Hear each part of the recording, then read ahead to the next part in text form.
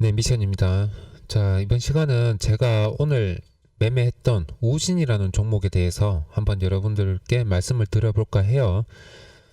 여러분들도 참고하시면 매매하시는 데 있어서 앞으로 도움이 적지 않게 되실 거라고 생각을 하고요. 제가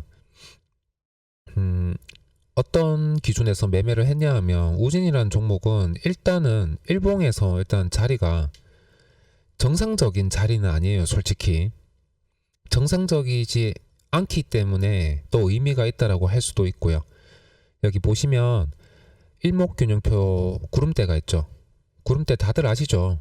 일단 여기 주황 색깔로 되어 있는 구름대가 양운이죠. 그리고 파란색으로 되어 있는 게 음운이고요. 근데 대체로 보면 우리가 이제 구름대 뚫고 올라오는 케이스들을 보면 대부분이 음운을 뚫고 올라옵니다. 음운을 뚫고 이렇게 양봉이 만들어진단 말이에요. 아니면 뭐 이렇게 뭐 꼬리를 달든지 대부분이 이런 상황이에요. 양운은 대체로 지지가 잘 나와요. 지지가.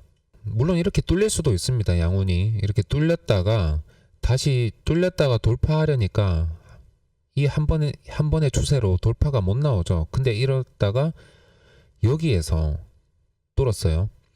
양운에서 보통 이렇게 강력한 흐름을 보일 때에는 대체로 보면 저는 뉴스 매매를 하지는 않습니다만은 예전에 주린이 시절 때 그때 뭐 어떻게든 정보가 중요하다라는 생각에 이렇게 뉴스 매매를 했을 때가 있었거든요. 여기 보시면 특징주 우진 400조 시장 해결료 재활용 기술 미국 승인 맞죠? 이런 식으로 400조 시장 우진이 400조를 다 가져가는 건 아니지만 어쨌든 400조 시장에서 뭔가 대단한 걸 하는 것 같다. 자세한 건 몰라도 그렇게 볼 수 있겠죠.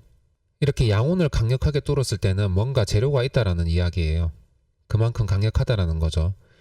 근데 문제는 자 분봉을 한번 볼게요. 제가 앞전에 여러 영상들을 통해서 말씀을 드렸지만 1분봉에서 3분봉 캔들 하나에 6% 이상 막 이렇게 올라가는 거 저는 별로 안 좋아한다 했죠. 이런 종목 자체를 거른다고 말씀을 드렸었죠. 앞에서 보유하고 있다가 이런 캔들 뜨면 그때부터는 또 매도의 관점으로 보고요. 단기적으로. 그렇게 생각을 하는데 그래서 이 모습을 보고 아이고 얘도 또 너무 급하게 올린다. 얘도 아니구나라고 생각을 했었어요. 이때는 솔직히. 그러니까 차트가 이런 흐름을 보이고 있었을 때 관심이 없다라는 이야기예요. 저는 이런 거. 급하게 올렸으니까 급하게 떨어질 수도 있다. 그렇게 생각을 해볼 수가 있겠죠. 그리고 나서 이렇게 조정을 받는 모습도 봤고요. 제가 이걸 보고 있었을 때 어떤 구간이었냐면 이런 구간이었어요. 딱 이런 구간. 얘가 여기서 돌려 세워준다면 좋을 것 같은데 라고는 관점으로 보고 있었어요. 그러다가 이 종목 저 종목 보고 있다 보니까 이런 슈팅이 나오고 있었던 거였죠. 그래서 저는 이 그림을 보고 아 이건 잡아야 되겠다라고 생각을 한 거죠. 왜일까요? 이거는 차트 공부 조금 해보신 분들은 다 아실 거예요. 자 이렇게 보시면 이게 어떤 패턴이에요? 역 헤드 앤 숄더죠. 자 헤드 앤 숄더 패턴 어떤 거예요? 이런 거죠. 여기 앞전에 어깨에서 두들겨 맞아버리면은 여기 두들겨 맞고 여기 이 구간을 이탈하게 되면은 여기 폭만큼 또 추가적인 하락이 있을 수 있다. 또 반등이 나오는 듯 하다가 또 여기서 두들겨 맞는다면 또 그렇게 하락하고 계단식 하락으로 이어진다라는 이야기예요. 자, 그러면 우리가 이거를 한번 볼게요. 이건 역 헤드 앤 숄더니까 그 반대로 생각을 해볼 수가 있겠죠. 역 헤드 앤 숄더니까 자, 이 캔들을 키운 기준에서는 이 더블 클릭하면 이런 창이 떠요. 속성에 들어가면 거꾸로 보기가 있어요. 거꾸로 보기 이렇게 차트 상하가 뒤집히게 되거든요. 180도로. 그렇게 뒤집혔을 때 보면 어때요? 떨어지다가 지지받고 올라가다가 또 이렇게 돌파가 나왔는데 여기에서 이 이전의 어깨 구간에서 왼쪽 어깨 돌파가 못 나왔죠. 그러니까 이렇게 두들겨 맞는다고요. 이해가 되시나요?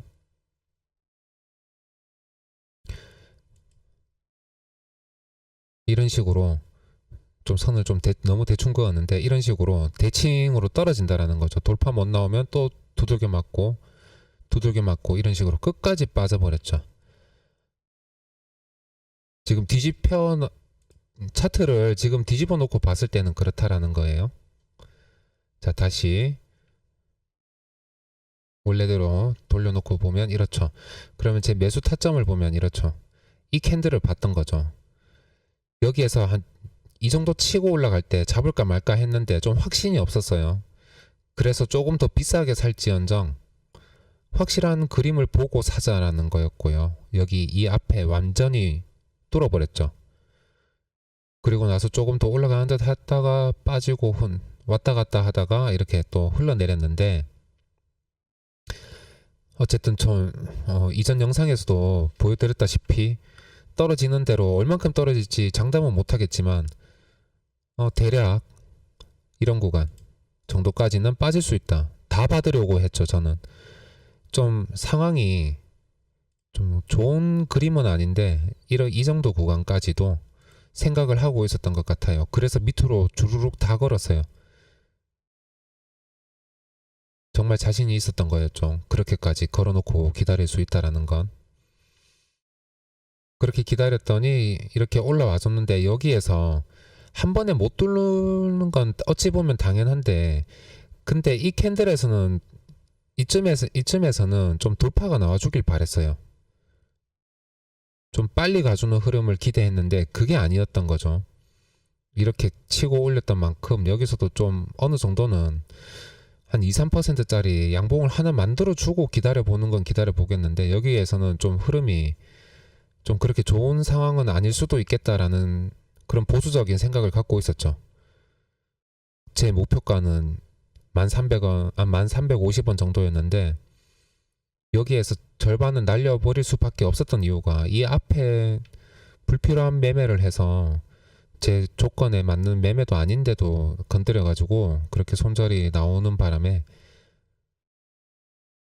좀 보수적으로 대응할 필요가 있었죠. 그러면 일단은 날리고 보자. 나머지 물량으로 대응을 하자라는 거였고요. 그렇게 기다렸다가 여기에서 순간적인 투매가 나왔었죠. 뭐 엄청난 큰 물량은 아니지만은 그래도 어느 정도 이렇게 투매가 일시적으로 나왔었어요. 그러면 제가 여기에서 이야기했었죠. 여기에서는 더 크게 빠지면 안 된다. 그 크게 빠지면 안 된다라는 기준이 이런 공간까지 잡아먹으면 안 된다라는 거였죠. 제가 보고 있던 그림은 그랬어요. 그렇게 일단은 투매가 나왔으니 이거 시간 더 많이 걸릴 수도 있겠는데 라는 생각에, 그래서 이런 구간에서 참았던, 화장실 가고 싶은 그 충동을 참고 기다리다가 이걸 보고 시간 걸릴 수도 있겠다, 일단 화장실 갔다 오자라고 생각을 했던 거예요. 그렇게 생각하고 화장실 갔다 왔더니 이런 구간에 있었던 거였죠.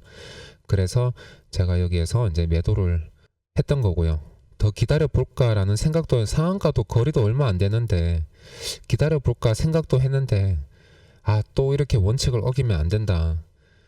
앞에 손절이 없었으면 모르겠는데 앞에 그렇게 마이너스 160만원 이상 손절을 한 만큼 원칙대로 하자, 욕심 버리고 원칙대로 하자 라는 거였고요. 그렇게 해서 그냥 마음 편하게 이렇게 털어내고 매매를 끝낼 수가 있었던 거였죠. 어렵지 않죠? 이 정도 설명이면은 그냥 다 떠먹여 드린 거예요. 제가 이 패턴 잘 기억하세요. 역 헤드 앤 숄더. 이거 뭐 매일같이 나오는 건 아니지만 은근히 좀 나와요, 이게. 자, 한 가지만 더 설명을 드리자면, 우리가 기본적으로 단기적으로 이제 조정받는 가운데서 바닥이라고 판단할 수 있는 패턴들이 있죠. 그 패턴 중에 가장 유명한 패턴, 쌍바닥 패턴이죠. 맞죠? 쌍바닥보다 더 탄탄한 바닥이 역 헤드 앤 숄더예요. 이거